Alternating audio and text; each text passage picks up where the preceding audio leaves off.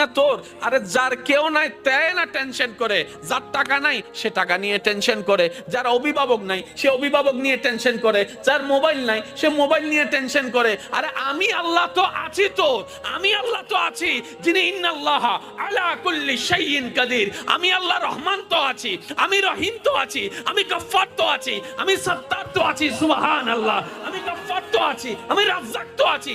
আরে আমি থাকতে তোর টেনশন কি?